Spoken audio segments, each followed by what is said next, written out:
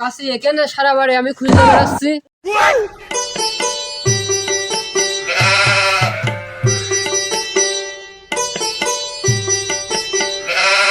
বেশি দূরে আর যাওয়া লাগলো না, বাড়ির কাছেই ঘাস পেয়ে গেলাম।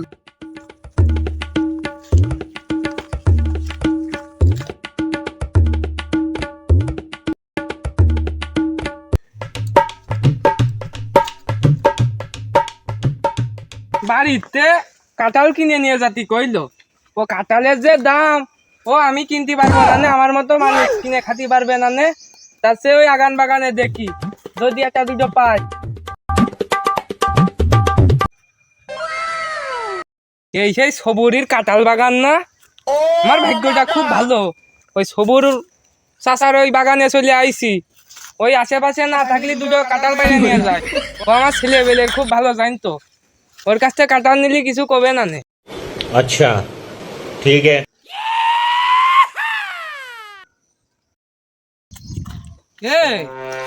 কাঁঠালের কি অবস্থা, দেই একটু আগিয়ে যাই,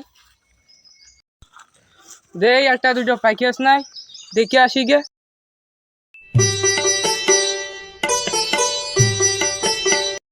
কোনে থবো এ দা, কোনে ধর বাহ, এই যে আমার জিনিস পাইয়ে গেছি। এ দে পুরো পাকে মমের মতো গলিয়ে গেছে।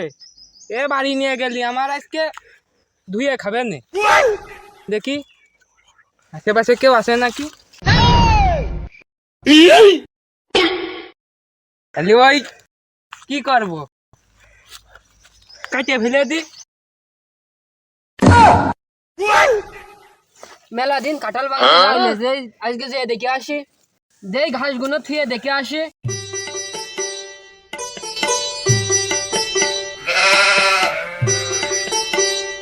এই কিডারে গাছের পিছনে কিডা? এই রে, ওই সবুজ শেষা দেখে ফেলেছে, ওই ছাড়িস ডাকবে নে, আমি ভাই বলাম।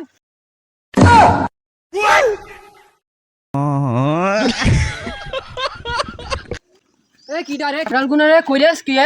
হ্যাঁ কাঁঠালের কইরেস কি? আমি মনে করলাম এবারে কাঁঠাল পেয়েছে একটা গাড়ি কিনবে। কাঁঠাল সব খেয়ে ফেললো ছেলে পেলে। হ্যাঁ কইরেসটা কি? ওই পাড়া ওই রিজাউলের ছেলে কইরেস কি আমার কি ক্ষতি করলে? ওর নামে আমি শালি ডাকবো আজকেই, গ্রামের মানুষজন ডাকিয়ে। দেখো দিনি কি করিয়াছে, ওই পাড়া ওই রিজাউল ভাইয়ের কাছে কয়ে আসি করিয়াছে কি? দেখো দিনি।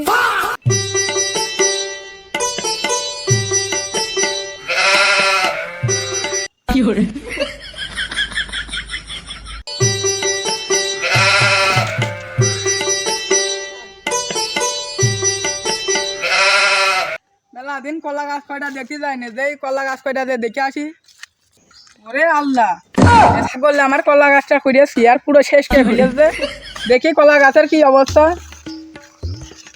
আরে আল্লাহ, একুরিয়াল তাকিয়ে আমার কলা গাছটা এতদিন বেঁচে রেস্ট কপাল ভালো না।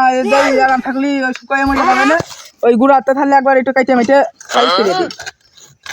আমার এই ছেলেটা নিয়ে পারি না আর, প্রত্যেক দিন 15-20টা করে নালিশ আসে আমার কানে। আমি যে কি করবো, এখন বুড়ো টুড়ো হয়ে গেছি, এখন আর কি করার, এখন যা কবে এখন তাই শুনতে হবে আমার। এই যাই রিজাউলের কাছে কয়ে আসি। কিরে ওই যে রিজাউল ভাই না? তাহলে আর বাড়ি ভাই যাওয়া লাগলো না, বুঝতেই পেয়ে গেলাম। দেখে আসি রিজাউল ভাই না? ও রিজাউল ভাই, ওই দেখো কতি কতি চলে ওই সবুর ভাই না? তীরঘাত আমার ওই ছেলের নামে নালি দিতে গেছে, আমি আগে দে যাই কি কষে দে শুনে আসি। কি গো বাবু, কি কবা কও, আমার বেশি সময় নেই। তোমার ছেলে যা করিয়াছে তা করিয়েছে, আমার অর্ধেক গাড়ি কিনে টাকা ঠাপাই দিয়েছে।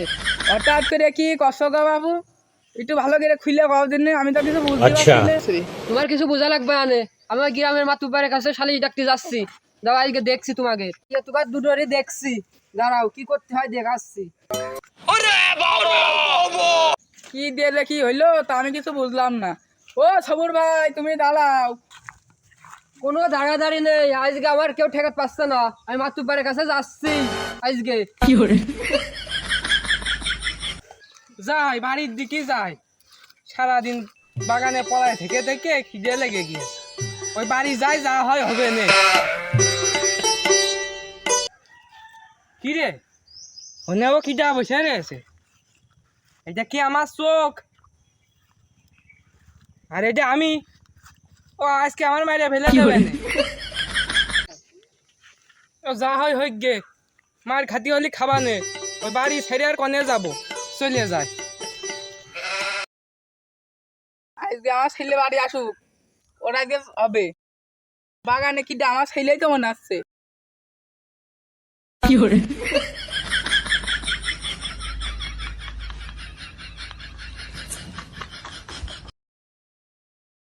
অমানি তুই কনে গেলি? ওইটা রে, ও বেলা দেখে ফেলে যার ভয় করিলাম তাই হইলো। ভাবিলাম আমার আব্বা না অন্য কিটা ভয় আছে, সামনে দিয়ে চলে যাবা না। ও শেষ রকা হইলো না। তা কি করছো আব্বা, কি হয়েছে কও? অমনি তোর সবুরির সাথে কি হয়েছে? আমি তো কিছু বুঝলাম না। তো আমার রোগ পাক দিয়ে চলে গেল, কইলো যে আমি গ্রামের মাতুব্বারে শালি মালি ডাকবো। তা কি দেখি বিষয় কদিন একটু শুনি।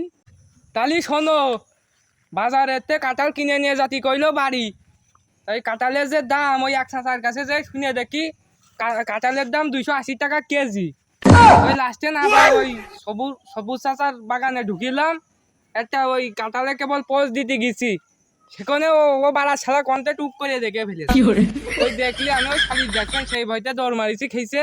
ওই আমার জুতো মুতো সব গাঙের মধ্যে কাদার মধ্যে পুঁতে গিয়েছে। ভাই এখন ওই বাড়ি আসলাম। ওরে শালা, তোর জন্য প্রত্যেকদিন 15-20 জনের কাছে আমার বাড়ি খাওয়াতে হয়, তোর আজকে ঠেঙিয়ে নি দাঁড়া। ও সুমন্দি, তোমার আজকে ঠাপাই নি দাঁড়াও। চাচা আপন ফিরান বাঁচা।